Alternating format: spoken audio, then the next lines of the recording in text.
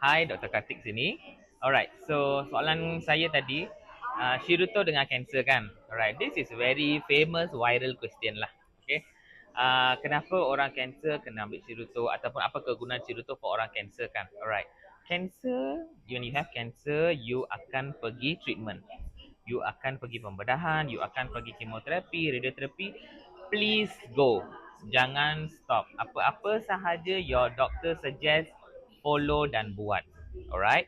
Tetapi where the Shiruto comes in is when you have chemotherapy, you akan nampak side effect dia. Alright.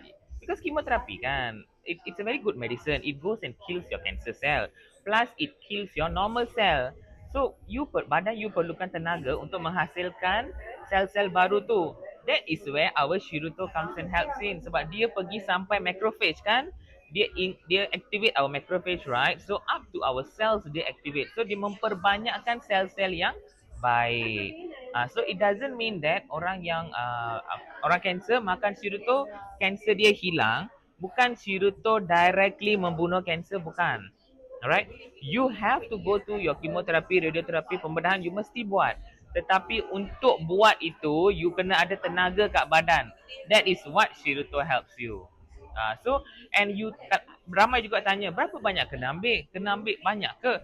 I will say depending on which stage are you. Kalau you baru je nak detect, okay, maybe you can take 1 or 2 at the beginning. Tetapi kalau you dah on your way, on your treatment way, usually I will ask to go 4 to 6 already. Because you tak ada masa dah tahu kat situ. You need to recover your body fast. So to recover your body fast, Shiruto is going to help you.